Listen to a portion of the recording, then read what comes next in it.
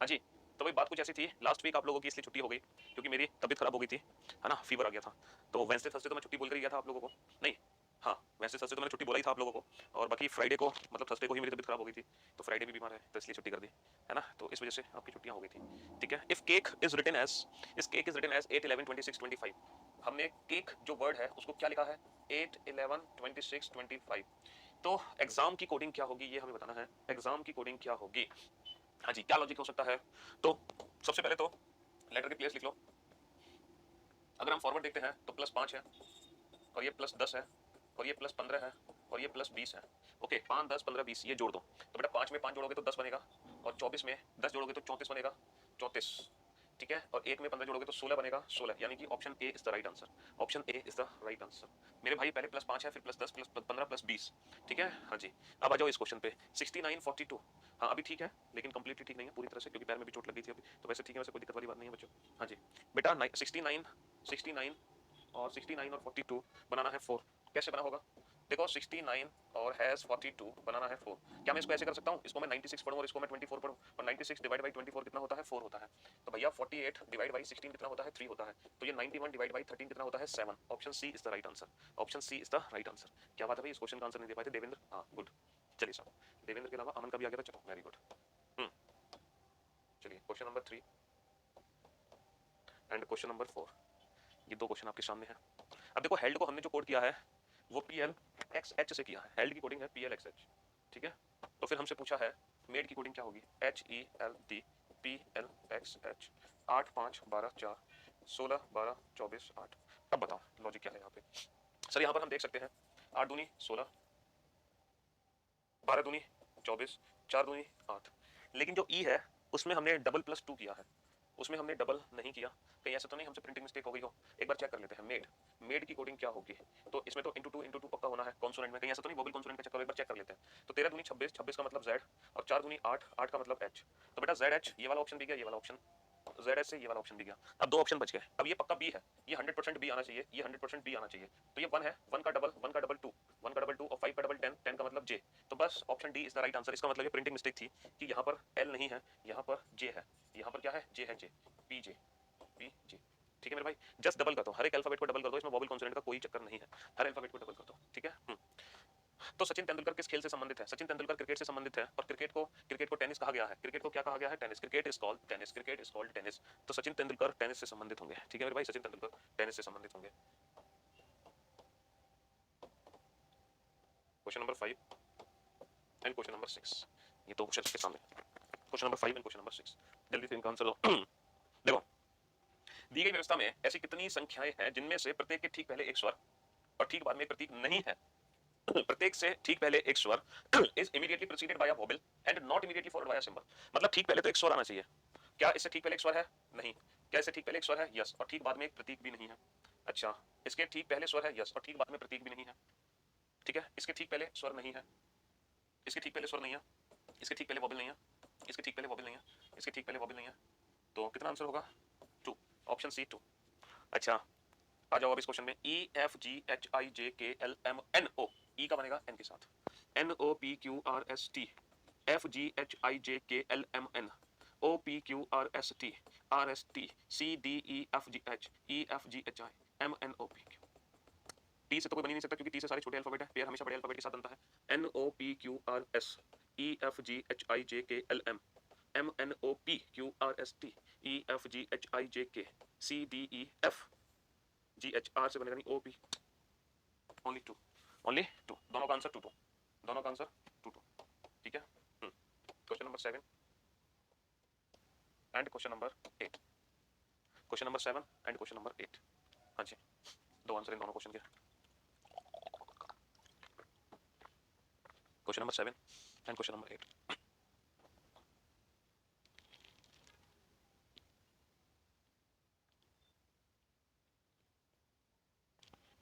हाँ जी, देखो यहाँ पर टोटल अल्फाबेट कितने हैं 3 और 3 6 और 3 9 और 3 12 3 15 3 18।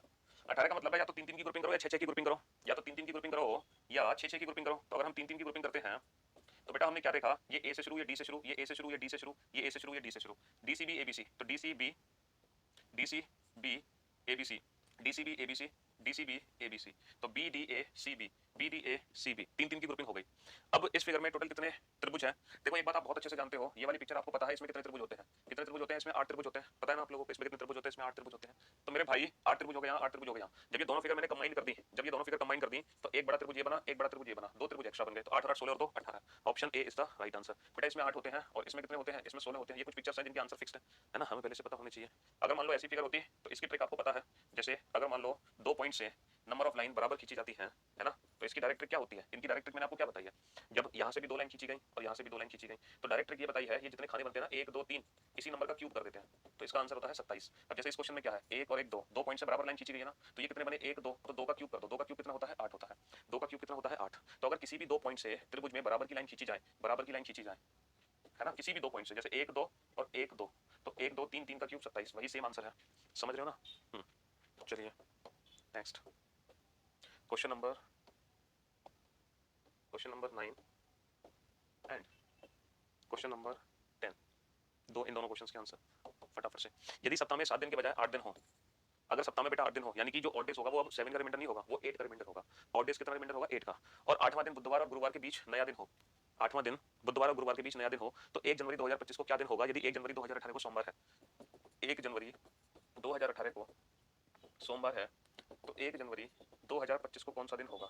मेरे भाई मेरे दोस्त यहाँ पर डिफरेंस निकालो, कितने साल का अंतर है? सर ये अंतर है 7 साल का। कितने साल का अंतर है? 7 साल का। आपको पता है ऑड डेज में कन्वर्ट करने के लिए हम ईयर्स प्लस लीप ईयर जोड़ देते हैं। ईयर्स प्लस लीप ईयर, कितने लीप ईयर है? 18 नहीं है, 19 नहीं है, 20 है, 24 है, 2 लीप ईयर है। तो बेटा 7 और 2 9। अब हम ऑड डेज निकालने के लिए किससे भाग देंगे? 8 से, क्योंकि सप्ताह में बेटा 8 दिन है, तो 8 से भाग देकर रिमाइंडर निकालो। 8 का 8 कितना बचा? 1 रिमाइंडर बचा, तो एक ऑड डे आ गया। अब कैलेंडर में आगे जा रहा है, पीछे आगे जा रहा है, तो मंडे प्लस 1 कर दो, मंडे प्लस 1 ट्यूसडे। हाँ बट ट्यूसडे तो ऑप्शन ही नहीं है, ये क्या हुआ? ट्यूसडे तो ऑप्शन ही नहीं है, जो नया दिन है वो बुधवार और गुरुवार के बीच में है, तो Sunday, Monday, Tuesday, Wednesday, new Thursday, Friday, Saturday. तो बेटा मंडे प्लस 1 ट्यूसडे, ट्यूसडे तो ऑप्शन ही नहीं दे रखा, ये क्या किया क्वेश्चन में? हाँ बिल्कुल भैया लाइव है। करण सिंह क्या नाम है तुम्हारा? हाँ न्यू डे कैसे आ जाएगा बेटा? ओके हमसे एक बहुत बड़ी गलती हो गई। हाँ मैं आपको बताता हूँ हमसे मिस्टेक क्या हो गई, बहुत बड़ी मिस्टेक हमसे हुई है। देखो बेटा ये वाला जो कंसेप्ट है ना, ये कब काम करता है? ये तब काम करता है ईयर्स प्लस लीप ईयर का, जब जब 7 से भाग देते हैं हम। ये कंसेप्ट तब काम करता है बेटा ईयर्स प्लस लीप ईयर का, जब सप्ताह में 7 दिन हो, क्योंकि जब 7 दिन होते हैं तो 365 दिन में एक ऑड डे होता है। लेकिन अब कुछ गलत होगा, अब कुछ उल्टा होगा। अब अगर हमें एक साल में ऑड डेज निकालने हैं, बेटा यहाँ पर कितने ईयर्स हैं? यहाँ पर 7 ईयर है, और कितने लीप ईयर है? 2 लीप ईयर है। ठीक है मेरे भाई, हाँ जी 7 साल का अंतर है और 2 लीप ईयर अलग से है। तो कहने का मतलब है हम ये बोल सकते हैं कि 5 तो साधारण वर्ष है और 2 लीप ईयर है। हम ये बोल सकते हैं कि 5 साधारण वर्ष है 2018 से लेकर 2025 तक, 5 साधारण वर्ष है और 2 लीप ईयर है। तो मेरे दोस्त मेरे भाई इस बार जो 365 है ना, इसमें ये जो साधारण वर्ष है इसमें 7 से भाग देकर रिमाइंडर 1 निकालते थे, तो हमारा 5 साल में 5 ऑड डेज निकलते थे, और 1 लीप ईयर में 2 होते थे, तो 2 में हो जाएंगे 4, तो 5 और 4 9 आंसर आता था। लेकिन इस बार हमें ऐसा नहीं करना, इस बार हमें ऐसा नहीं करना। अब पता हमें क्या करना है? अब हमें ईयर नॉर्मल ईयर में ऑड डे पता करने के लिए 8 से भाग देना पड़ेगा। 8 चौक 32 बचे 4, 8 पंच 40 बचे 5, तो बेटा एक साधारण वर्ष में 5 ऑड डे निकले। और जब 366 को 8 से भाग दोगे, 8 चौक 32 बचे 4, 8 पंच 40 6, तो बेटा एक साधारण वर्ष में 5 ऑड डे, तो 5 साधारण वर्ष में कितने हो गए? 25 ऑड डेज, 25 ऑड डेज। एक नॉर्मली एक लीप ईयर में 6 ऑड डेज, तो 2 लीप ईयर में 6 दूनी 12 ऑड डेज, तो ये कितने आ गए? 37। अब दोबारा से 8 से भाग देकर रिमाइंडर निकालो, 8 चौक 32 कितना बचा? 5 बचा। तो यानी कि आपको प्लस 5 करना होगा, प्लस 5। मंडे प्लस 5 क्या होगा? 1 2 3 4 5, मंडे प्लस 5 फ्राइडे। तो इस क्वेश्चन का जो आंसर आएगा बेटा वो फ्राइडे आएगा। बहुत अच्छा क्वेश्चन है, बहुत अच्छा क्वेश्चन है। ठीक है ध्यान से समझ लो इस क्वेश्चन को। इस बार जो ऑड डेज निकालने का तरीका होगा ना वो थोड़ा सा डिफरेंट होगा बेटा, है ना। इस बार जो साधारण वर्ष में ऑड डेज निकलेंगे वो 5 निकलेंगे, लीप ईयर में 6 निकलेंगे। अब 18 से 25 तक 5 साधारण वर्ष है, 2 लीप ईयर है, तो बेटा एक साधारण वर्ष में 5, तो 5 में 25, एक लीप ईयर में 6, तो 2 में 12, टोटल हो गए 37। 8 से भाग देकर रिमाइंडर कितना आ गया? 5। तो अब प्लस 5 करेंगे बेटा। डेज तो 365 ही है एक साल में, डेज तो 365 ही है एक साल में, डेज तो 365 ही है ना, उसमें देश में थोड़ी साल में दिन, साल में तो 365 दिन है, बस हफ्ते में 8 दिन हो गए। समझ में? हाँ जी चलो अब इस क्वेश्चन पे आ जाओ। निम्नलिखित श्रृंखला में अगली श्रृंखला क्या होगी? निम्नलिखित श्रृंखला में अगली श्रृंखला क्या होगी? बेटा ये क्या है? 9 चौक 36, 11 पंजे 55, 13 6 78, और ये 7 का डिफरेंस आना चाहिए। 15 7 105, 15 7 105। ठीक है option C is the right answer.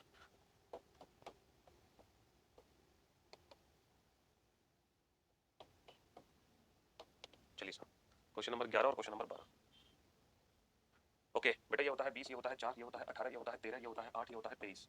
अब बताओ हाँ 20 और 4 24, 24 दूनी 48, 18 और 31 सॉरी 18 और 13 31, 31 दूनी 62, 23 और 8 31, 31 दूनी फिर से 62 होगा, फिर से 62 होगा। ठीक है 23 और 8 31, 31 दूनी 62। ठीक है ओके। अब पांच बिंदु के विपरीत वाले फलक पर कितने बिंदु होंगे? किसी भी दो फिगर से सॉल्व कर लो। अगर हम इन दोनों फिगर का यूज करें तो बेटा 5 3 2 5 4 6, तो 5 5 को कॉमन ले सकते हैं, 5 4 6 5 3 2, तो 5 के विपरीत कितना आ गया? 5 के विपरीत आ गया 1। क्योंकि 4 के विपरीत 3, 2 के विपरीत 6, तो 5 के विपरीत 1 आ जाएगा। 5 के विपरीत कितना आ जाएगा? 5 के विपरीत 1 आ जाएगा। ठीक है, अभी इसका भी आंसर गलत दे रहे हो तुम, इस क्वेश्चन का तो आंसर गलत मत दो। अगर हम इन दोनों फिगर से सॉल्व करें 2 3 2 3 तो 5 के विपरीत 1 आ जाएगा। अगर हम इन दोनों फिगर से सॉल्व करें बेटा एक, अच्छा ये इन दोनों फिगर से सॉल्व कर नहीं सकते। अगर हम इन दोनों फिगर से सॉल्व करें 4 4 6 4 6 तब भी 5 के विपरीत 1 आएगा। तो बेटा 5 के विपरीत तो 1 है, ये 12 का डी आंसर कौन दे रहा है? करण जी। बेटा डी आंसर कैसे आ सकता है इस क्वेश्चन का? वन कॉमन ट्रिक नहीं पता तुम्हें? वन कॉमन ट्रिक क्या कहती है? जो नंबर कॉमन है उसको ऊपर नीचे लिख लो और फिर कॉमन नंबर से क्लॉकवाइज घूमो। 5 3 2 5 3 2, अच्छा 5 4 6 5 4 6, तो ये जो नंबर एक दूसरे के ऊपर नीचे आ गए यही पास में एक दूसरे की विपरीत संख्याएं हैं। तो 2 के विपरीत 6, 3 के विपरीत 4, तो बचा क्या? 5। 5 के विपरीत क्या होगा? 1। अबे वन कॉमन ट्रिक लगा दी, पता नहीं कहां दिमाग चला गया तुम्हारा। चलिए next question number 13 14 Venn diagram का क्वेश्चन है और ये डायरेक्शन का क्वेश्चन है। ठीक है, तो डॉक्टर्स, स्मोकर्स, इंडियन और नॉन स्मोकर्स, नॉन स्मोकर, मतलब देखो हमें पता है डॉक्टर्स और स्मोकर में किसका रिलेशन है? सम का। भैया सारे डॉक्टर स्मोकर नहीं होते, सारे स्मोकर डॉक्टर नहीं होते। अच्छा स्मोकर और इंडियन में भी क्या रिलेशन है? सम का। सारे स्मोकर इंडियन नहीं होते, सारे इंडियन स्मोकर नहीं होते। इंडियन और नॉन स्मोकर में भी क्या रिलेशन है? सम का रिलेशन है ना। अच्छा डॉक्टर और इंडियन में क्या रिलेशन है? सारे इंडियन डॉक्टर नहीं है, सारे डॉक्टर इंडियन नहीं है, ये भी सम का रिलेशन है। अच्छा डॉक्टर और नॉन स्मोकर्स में भी सम का रिलेशन है, ओके, है ना। स्मोकर्स इंडियन, स्मोकर्स और नॉन स्मोकर्स में किसका रिलेशन है? सर स्मोकर्स और नॉन स्मोकर में नो का रिलेशन है। यानी कि ये एक ऐसा क्वेश्चन है जिसमें सारे सम है, सिर्फ एक ही नो है, जिसमें सारे सम है एक ही नो। तो बेटा ये क्वेश्चन हमें ऑप्शन से करना है। सारे नो तो हो नहीं सकते, गलत। सारे सम नहीं हो सकते, गलत। क्यों? क्योंकि बेटा नॉन स्मोकर और स्मोकर को हमें अलग अलग रखना पड़ेगा। ये क्वेश्चन हम ऑप्शन से डील करेंगे तो बहुत अच्छे से कर पाएंगे। सिंपल सी बात ये है बेटा, सारे नो नहीं हो सकते, गलत। सारे सम नहीं हो सकते, गलत, क्योंकि स्मोकर्स और नॉन स्मोकर्स में नो का रिलेशन है। ठीक है मेरे भाई। अगर हम ये करें तो बिल्कुल हमने ये किसको अलग कर दिया सबसे, ये भी नहीं हो सकता, गलत। ऑल का रिलेशन, ये तो सारी ऑप्शन गलत है इसमें, तो ऑल का रिलेशन तो कहीं बना ही नहीं सकते हम। हाँ जी, इसमें तो सारे ही ऑप्शंस गलत हैं। इसके तो बेटा ये अलग किसको करोगे? इंडियन को अलग नहीं कर सकते, डॉक्टर को अलग नहीं कर सकते, धूम्रपान करने वाले को अलग नहीं कर सकते, धूम्रपान ना करने वाले को अलग नहीं कर सकते। अलग किसको करोगे तुम 13 क्वेश्चन में? ये बताओ 13 क्वेश्चन में तुम अलग किसको करोगे? Okay okay okay okay okay, थोड़ा सा कंफ्यूजन, ऑप्शन डी में कंफ्यूज हो गए हम। यहाँ पे सारे सम नहीं है, ये अलग है और ये अलग है, बिल्कुल सही कहा। ये स्मोकर्स हैं, ये नॉन स्मोकर्स हैं, तो option D is the right answer. Option D is the right answer, बिल्कुल सही कहा आपने बेटा। ये दोनों गोले अलग अलग हैं, ये दोनों गोले अलग अलग हैं, ये एक जैसे नहीं है, तो इसीलिए option D is the right answer. ठीक है, बिल्कुल सही कहा आपने, बिल्कुल सही कहा, option D is the right answer. चलिए नेक्स्ट क्वेश्चन पे आइए। करंट दक्षिण दिशा में देखते हुए सीधा 2 किलोमीटर चला, तो यानी कि नीचे गया वो 2 किलोमीटर, दक्षिण तो नीचे है, और वहां से 90 डिग्री दाईं ओर मुड़कर 2 किलोमीटर गया, 90 डिग्री दाईं ओर मुड़ा और वो 2 किलोमीटर फिर गया। अच्छा आगे चला, अंत में 45 डिग्री बाईं ओर मुड़ा। अब बेटा अगर आपका फेस वेस्ट में है और आपको 45 डिग्री बाईं ओर मुड़ना है, यानी कि 45 डिग्री लेफ्ट का मतलब क्या होता है? 45 डिग्री लेफ्ट का मतलब होता है 45 डिग्री एंटी क्लॉकवाइज, और वेस्ट का 45 डिग्री एंटी क्लॉकवाइज होता है साउथ वेस्ट। कितना गया? 1 किलोमीटर गया। कितना गया? 1 किलोमीटर गया। ठीक है, तदनुसार वह अपने प्रारंभिक बिंदु की तुलना में कहां पर है? तो बेटा प्रारंभिक बिंदु की तुलना से कहां पर है? तो तीर कहां से चलाओगे? प्रारंभिक बिंदु से नीचे, साउथ, और लेफ्ट में वेस्ट, तो दक्षिण पश्चिम दिशा में है। प्रारंभिक बिंदु से वो दक्षिण पश्चिम दिशा में है। ठीक है मेरे भाई। हाँ जी, क्वेश्चन नंबर 15।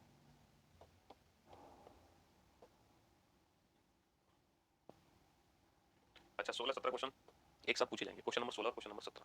फिलहाल आप तुम इस क्वेश्चन का आंसर दो। The situation calls for an immediate action, स्थिति तत्काल कार्रवाई की मांग करती है। स्थिति तत्काल कार्रवाई की मांग करती है। The situation calls for an immediate action, जो स्थिति बनी हुई है वो तत्काल कार्रवाई की मांग करती है। अब पूर्ण धारणा क्या है? द सिचुएशन इज सीरियस, बिल्कुल सही है भैया। अगर वो तत्काल कार्रवाई की मांग करती है तो सिचुएशन सीरियस है। The immediate action is possible, immediate action possible है तभी तो तत्काल कार्रवाई की मांग की जा रही है। अगर पॉसिबल ही नहीं होता तो तत्काल कार्रवाई की हम मांग ही क्यों करते? ठीक है, तो ये पॉसिबल है इसलिए तत्काल कार्रवाई की मांग की जा रही है, और सिचुएशन सीरियस है इसी वजह से तत्काल कार्रवाई हो रही है, तो दोनों ही इंप्लिसिट है, बोथ इंप्लिसिट।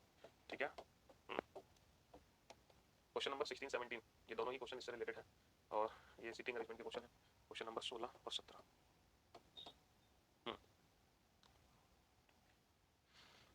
हाँ जी, क्वेश्चन क्या है? 8 व्यक्ति हैं, 8 पर्सन है, are sitting around a square table such that 2 person sit on each side of the table facing centre, each of them either have 9 और 10 टॉफीज। अच्छा ओके, 8 व्यक्ति एक वर्गाकार मेज के चारों ओर इस प्रकार बैठे हैं कि मेज की प्रत्येक भुजा पर 2 व्यक्ति केंद्र की ओर मुख करके बैठे हैं। देखो 8 व्यक्ति हैं और वो वर्गाकार मेज के चारों तरफ बैठे हैं, कैसे? 1 2 3 4 5 6 7 8, और हर किसी के पास या तो 9 टॉफी है या 10 टॉफी है, या तो 9 टॉफी है 10 टॉफी है। बी जिसके पास 10 टॉफियां हैं, ए के बाएं से चौथे स्थान पर है। अब बेटा ए को हम किधर बैठाएं? तो ए को हम इनमें से कहीं भी बैठा सकते हैं। मान लो ए को हमने यहाँ बैठा दिया, ठीक है, तो ए के बाएं चौथे स्थान पर कौन है? 1 2 3 4, ए के बाएं चौथे स्थान पर बी है जिसके पास कितनी टॉफी है? 10 टॉफी है। बी जिसके पास 10 टॉफी है वो ए के बाएं से चौथे स्थान पर है। जिन व्यक्तियों के पास 9 टॉफियां है वो एक साथ नहीं बैठे हैं भाई, जिनके पास 9 है वो एक साथ नहीं बैठे हैं, 9 टॉफी वाले एक साथ नहीं है। एच और ई के बीच एक से अधिक व्यक्ति नहीं बैठे हैं, यानी कि एच और ई के बीच में, एच और ई के बीच में एक व्यक्ति का गैप है। ठीक है, और 9 टॉफी वाले व्यक्ति एक साथ नहीं बैठे। ये 2 हिंट है हमारे लिए। 3 से कम व्यक्तियों के पास टॉफियों की संख्या समान नहीं है। 3 से कम व्यक्तियों के पास टॉफियों की संख्या समान नहीं है ना, यानी कि टॉफियों की संख्या समान 3 या 3 से ज्यादा अधिक लोगों के पास है। एफ सी की और उन्मुख है, एफ और सी एक दूसरे की ओर मुख करके बैठे हैं दोनों, और दोनों के पास एक ही समान टॉफियां हैं।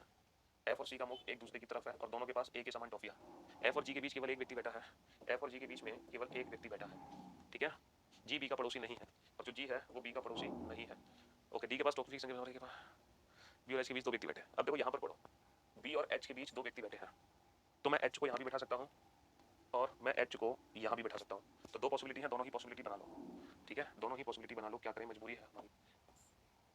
1 2 3 4 5 6 7 8, ये ए, ये बी, और इसके पास 10 टॉफियाँ हो गई। अब देखो बी और एच के बीच में दो व्यक्ति हैं, एक बार एच को यहाँ बैठाया और एक बार एच को मैंने यहाँ बैठाया, ये पॉइंट कंप्लीट हो गया, ठीक है। अब क्या बचा है, एच और ई के बीच में एक व्यक्ति है, एच और ई के बीच में एक व्यक्ति है, तो बेटा ये एच है, ई यहाँ भी आ सकता है, ई यहाँ भी आ सकता है, ये एच है, ई यहाँ भी आ सकता है, ई यहाँ भी आ सकता है, तो चार पॉसिबिलिटी बनेंगी, है ना, चार पॉसिबिलिटी बनेंगी, और कोई रास्ता हमारे पास समझ नहीं आ रहा है, और कोई रास्ता एफ सी जी,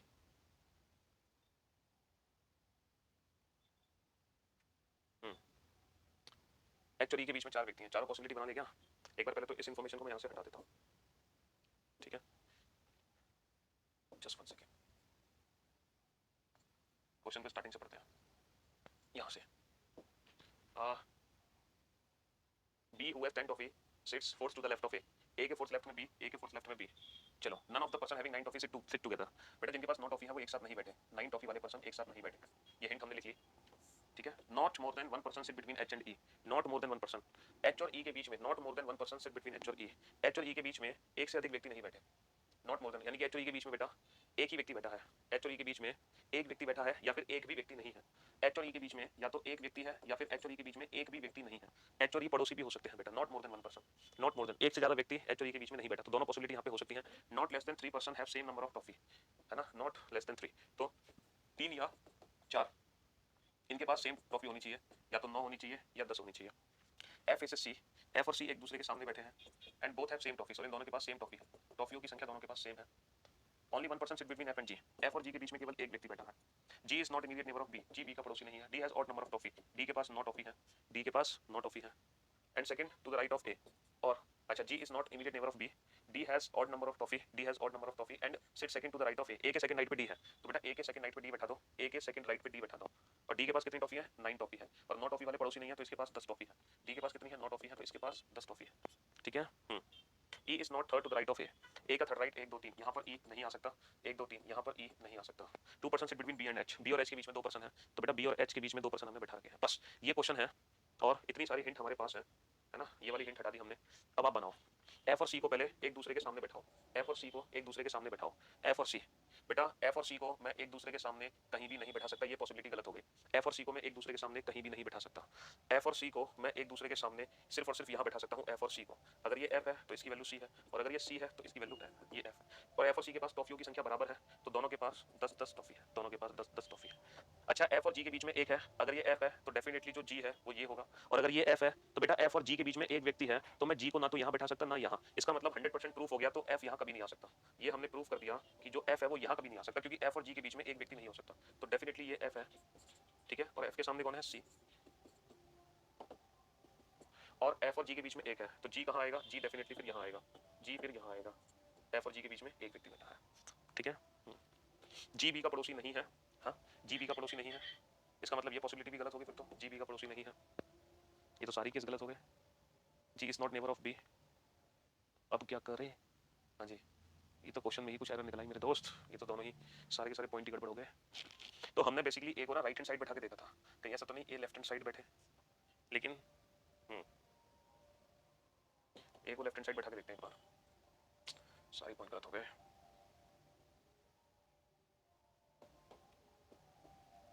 1 2 3 4 5 6 7 8, 1 2 3 4 5 6 7 8, ए को यहाँ बैठाते हैं, और ए के कुछ गड़बड़ हुई है, चलो देख लेते हैं बेटा, ए के फोर्थ लेफ्ट में कौन है, 1 2 3 4, ए के फोर्थ लेफ्ट में कौन है, B who has 10 toffee sits fourth to the left of A के फोर्थ लेफ्ट में बी है हु हैज 10 टॉफी, अच्छा, और B 2 person sit between B and H, B और एच के बीच में, बी और एच को मैं यहाँ भी बैठा सकता हूँ, और बी और एच को मैं यहाँ भी बैठा सकता हूँ, 2 person sit between B and H, और ए के सेकंड राइट में कौन है, ए के सेकंड राइट में कौन था, डी, डी, ए के सेकंड राइट में डी है हु हैज 9 टॉफी, ए के सेकंड राइट में डी है हु हैज 9 टॉफी, और ए के थर्ड राइट में ई नहीं है, ए के थर्ड राइट में ई नहीं है, ए के थर्ड राइट में ई नहीं है, चलो अब आ जाओ इस पॉइंट पर, एफ और सी के सामने एक व्यक्ति है, एफ और सी मैं सिर्फ और सिर्फ यहीं बैठा सकता हूँ, एफ सी सी या फिर एफ सी, और एफ और जी के बीच में एक है। अगर मैं एफ को यहाँ बैठाऊंगा तो मैं जी को ना तो यहाँ बैठा सकता ना यहाँ, तो डेफिनेटली मैं एफ को कहाँ बैठाऊंगा, मैं डेफिनेटली एफ को यहाँ बैठाऊंगा, और एफ और सी है ना, एफ और सी और एफ और जी के बीच में एक है, तो जी बेटा यहाँ भी नहीं आ सकता, जी आएगा फिर यहाँ, और जी बी का पड़ोसी नहीं है, इसका मतलब ये पॉसिबिलिटी गलत। एफ जी, तो एफ जी यहाँ आएंगे, और एफ और जी के बीच में एक है, मैं एफ को यहाँ नहीं बैठा सकता, एफ और जी के बीच में एक नहीं आ सकता, तो डेफिनेटली एफ आएगा यहाँ, एफ के सामने सी, और एफ और जी के बीच में एक है, जी यहाँ भी आ सकता है और जी यहाँ भी, लेकिन जी बी का पड़ोसी नहीं है, तो जी यहाँ आएगा, और दो नॉट टॉफी वाले व्यक्ति पड़ोसी नहीं हो सकते, तो ये 10 है, तो इसके पास भी 10 टॉफी है। ओके, अब एच और ई के बीच में एक से ज्यादा व्यक्ति नहीं हो सकते, तो ई पड़ोसी तो बन नहीं पा रहा, तो डेफिनेटली ई यहाँ पे आएगा, और ये हो गई हमारी फाइनल अरेंजमेंट कंप्लीट। अब आप पूरा क्वेश्चन फिर से एक बार पढ़ लो, ठीक है, ये हमारी फाइनल अरेंजमेंट कंप्लीट हो गई। देखो B who has 10 toffee sits 4 to the left of A के 4 लेफ्ट में 1 2 3 4, बी जिसके पास 10 toffee, none of the person having 9 toffee seats together, not toffee वाले व्यक्ति एक दूसरे के साथ नहीं बैठे हैं, चलो ये भी सही है। Not more than 1% sit between H and E, H और ई के बीच में एक से ज्यादा व्यक्ति नहीं है। Not less than 3% have same number of toffee, भैया 3 से कम लोगों के पास सेम नंबर ऑफ टॉफी नहीं है, कम से कम 3 लोगों के पास तो 10 टॉफी आ रही है निकल के। F faces C and both have same number of toffee, only 1% sit between F and G, ठीक है, F G is not immediate neighbour of B, D has odd number of toffee and second to the right of A, E is not third to the right of A, 2% sit between B and H, बस इतना ही question हम बना सकते हैं, इससे ज्यादा question हम नहीं बना सकते। देखो इन दोनों के पास 9 टॉफी नहीं हो सकती, ये कंफर्म है, क्योंकि दोनों पड़ोसी 9 वाले नहीं हो सकते, डेफिनेटली किसी एक के पास 10 टॉफी है, या तो इसके पास है या इसके पास, बट हम श्योर नहीं है, और 9 टॉफी इनमें से किसी एक के पास 10 है, हो सकता है दोनों के पास 10 हो, अगर दोनों के पास 10 है तो फिर इन दोनों के पास पक्का 9 टॉफी है, तो ये कंफर्म नहीं कर पा रहे, बस इसी से रिलेटेड क्वेश्चन पूछा जाएगा, एक बार चेक कर लेते हैं। क्वेश्चन नंबर 16 17 क्या क्या पूछेंगे हमसे, ये है क्वेश्चन नंबर 17, डी के दाएं से गिनने पर डी और ई के मध्य कितने व्यक्ति हैं, डी के दाएं से गिनने पर, डी के दाएं से गिनने पर 1 2 3, तो डी और ई के बीच में कितने व्यक्ति हैं, डी और ई के बीच में 2 व्यक्ति हैं, डी के दाएं से गिनने पर डी और ई के बीच में 2 व्यक्ति हैं, डी से दाएं से गिनने पर डी और ई के बीच में 2 व्यक्ति हैं।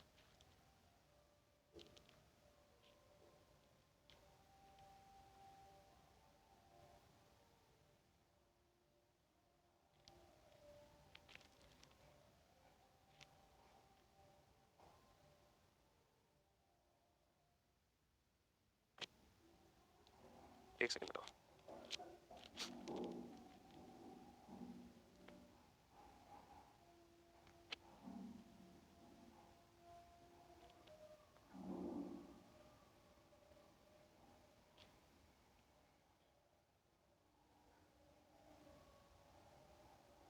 हाँ जी,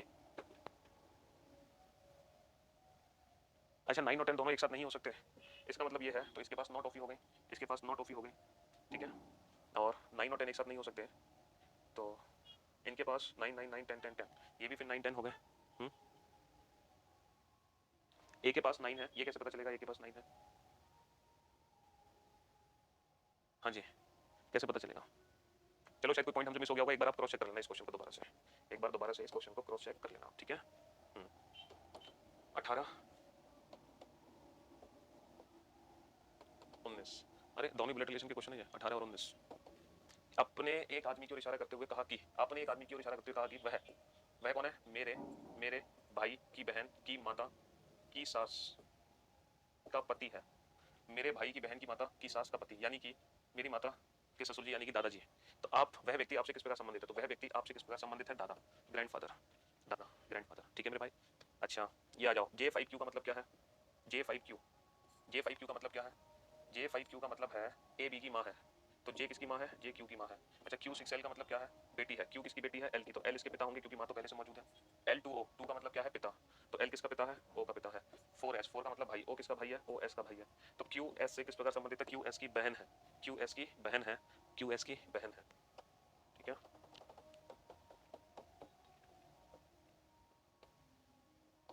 बीसवां क्वेश्चन, यहाँ पर हमें परसेंटेज और स्टार की जगह सिंबल यूज करने हैं ताकि u is greater then d 100% true हो जाए। मुझे एक बात बताओ, u is greater then d, मुझे u is greater then d बनाना है, और यहाँ पर ऑलरेडी ग्रेटर आ चुका है, तो परसेंटेज और स्टार की जगह, परसेंटेज और स्टार की जगह मैं ग्रेटर भी रख सकता हूँ, ग्रेटर देन इक्वल भी इक्वल, इन तीनों में से कोई भी सिंबल आप यूज करो, हमेशा u is greater then d 100% true बनेगा, u is greater then d, क्यों, क्योंकि ग्रेटर ऑलरेडी आ चुका है। अच्छा j is greater than equal to g, अगर हमें j is greater than equal to g बनाना है, या फिर मैं इसको ये लिख सकता हूँ g is less than equal to j, मैं इसको ऐसे लिख सकता हूँ, अगर मुझे g is less than equal to j बनाना है, g is less than equal to j, तो स्टार की जगह क्या आएगा, क्योंकि ये तो देखो परसेंटेज तो बीच में आ नहीं रहा g से j, तो less than equal equal less than equal, तो स्टार की जगह मैं इक्वल भी रख सकता हूँ, लेस देन इक्वल भी, ठीक है मेरे भाई, हाँ जी। तो अब हमें क्या करना है, परसेंटेज की जगह और स्टार की जगह कौन सा सिंबल रखना है ताकि दोनों ही कंक्लूजन 100% ट्रू हो जाए। तो मेरे दोस्त, हमें लास्ट वाला तो इक्वल रखना पड़ेगा और इक्वल के साथ साथ ये वाला सिंबल इन तीनों में से कोई एक होगा, परसेंटेज। तो परसेंट लेस देन इक्वल नहीं हो सकता, option D is the right answer. अगर हम दोनों की जगह इक्वल इक्वल रख दें तो दोनों ही कंक्लूजन 100% ट्रू हो जाएंगे, दोनों ही कंक्लूजन 100% ट्रू हो जाएंगे। Very good job. अब थोड़ा स्पीड से करते हैं क्वेश्चन, है ना, लास्ट के 10 क्वेश्चन बहुत स्पीड से करेंगे, जल्दी जल्दी।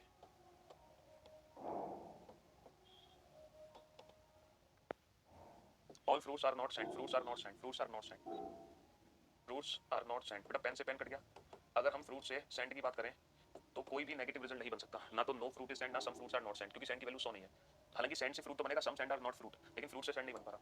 अच्छा, वाटर से फ्रूट पॉसिबिलिटी, वाटर से फ्रूट, तो वाटर ये है और फ्रूट ये है, तो बेटा पहले सेंट से सेंट कट गया और फिर पेन से पेन कट गया, ठीक है, ये 50 ये 100, तो वाटर से फ्रूट नेगेटिव रिजल्ट बनेगा, पता है क्या, some water are not fruit, कुछ वाटर फ्रूट नहीं है। और अगर कुछ वाटर फ्रूट नहीं है तो सारे वाटर फ्रूट कैसे हो सकते हैं, तो अगर कुछ नहीं है तो सारे वाटर फ्रूट कभी नहीं हो सकते। आम से शूज पे आओ, आम से शूज, आम से शूज पे आओ, लेग से लेग कट गया, सम आम आर नॉट शूज। अगर कुछ आम शूज नहीं है तो सारी आम कभी भी शूज नहीं बन सकती, ये बात बिल्कुल सही है, क्योंकि कुछ आम शू नहीं है, कुछ आम शूज नहीं है। सम सॉक्स कैन बी आम, सम सॉक्स कैन बी आम, सॉक से आम पे आओ, लेग से लेग कट गया। अच्छा, सॉक आम में बेटा कोई रिलेशन नहीं है, क्योंकि कोई भी नेगेटिव रिजल्ट बना नहीं पाओगे। सॉक से आम के बीच में नो रिलेशन के केस में सारी पॉसिबिलिटी फॉलो होती है, नो रिलेशन के केस में सारी पॉसिबिलिटी फॉलो होती है, ठीक है।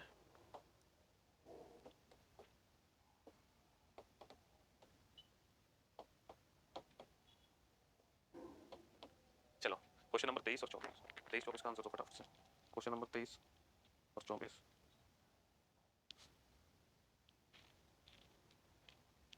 हाँ जी।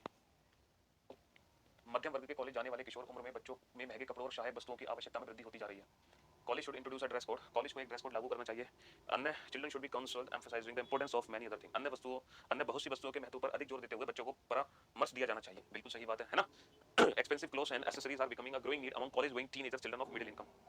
ये बात बिल्कुल सही है, लेकिन कॉलेज में ड्रेस कोड होना चाहिए, तो कॉलेज में ड्रेस कोड से क्या लेना देना बेटा, क्योंकि वो तो कह रहे हैं ना एक्सपेंसिव क्लोथ्स और एक्सपेंसिव एक्सेसरीज की डिमांड बढ़ती जा रही है, तो कॉलेज में ड्रेस कोड होगा उससे ये डिमांड घट थोड़ी जाएगी बच्चों की। अच्छा, इस क्वेश्चन का आंसर क्या है, देखो 1425, अच्छा 6817, तो 535379, 5379, option D is the right answer.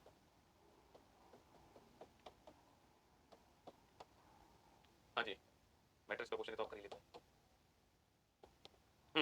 Planet, Saturn, moon, ग्रह, शनि, चंद्रमा। तो आप लोग बहुत अच्छे से जानते हैं शनि एक ग्रह है, चंद्रमा नहीं है, चंद्रमा बाहर, शनि ग्रह के अंदर, चंद्रमा बाहर। ये वाला क्वेश्चन तो आप कर ही लोगे, ठीक है। हाँ जी। हाँ हाँ जी। पेन पेंसिल शार्पनर, बेटा पेन पेंसिल शार्पनर तीनों अलग अलग हो गए, और पास वाली पिक्चर पास दिखती है और दूर वाली पिक्चर दूर दिखती है। तो पहले बेटा एल दिखेगा, पहले बेटा एल दिखेगा, पहले एल दिखेगा लेकिन सीधा, तो option B is the right answer. पास वाली पिक्चर पास, दूर वाली पिक्चर दूर। त्रिभुजों की संख्या कितनी है, ऐसा करते हैं। हाँ जी, तो दो पार्ट में डिवाइड कर लो, 1 2 3 4 दूनी 8, है ना, एक ऊपर एक नीचे, 8 तो 10, 10 के बाद बेटा एक त्रिभुज नहीं नहीं नहीं नहीं बनेगा, कोई त्रिभुज नहीं बनेगा कंबाइंड करने पे, कंबाइंड करने पे कोई त्रिभुज नहीं बना। 8 9 10, 10 लेफ्ट में 10 राइट में, तो 20 तो बेटा ये हो गए, तो 20 तो ये हो गए। अब इन दोनों को कंबाइन करो, कंबाइन करने से कितने त्रिभुज एक्स्ट्रा बनेंगे। हाँ देखो, एक तो ये बनेगा 21, एक ये बनेगा 22, 22 तो ये भी ऑप्शन हटा दो। अब 23 में कोई त्रिभुज होगा, 23 में तो होगा नहीं क्योंकि सिमेट्रिक फिगर है, आंसर इवन फॉर्म में ही आएगा और तो आ नहीं सकता। इसको अंग्रेजी वर्णमाला के आधार पे आप लगाई दोगे, है कौन सा वर्ड पहले आएगा, चौथा या तीसरा, ई से ई कट गया, पी से पी कट गया, आई से आई कट गया, तो पहले जी आता है बाद में एस, तो चौथा पहले आएगा। अब 1 2 3 में कंसीडर करो, E E E P P P I I I S S S, अब पहले जी आएगा, देखो E P I S E P I S E P I S, तो ओ टी और जी में पहले जी आएगा, फिर ओ आएगा, फिर टी, 3 1 2 3 1 2। चलिए तो फाइनली हम मुलाकात करते हैं कल, तब तक के लिए goodbye, take care yourself, bye bye, love you all, take care, thank you so much.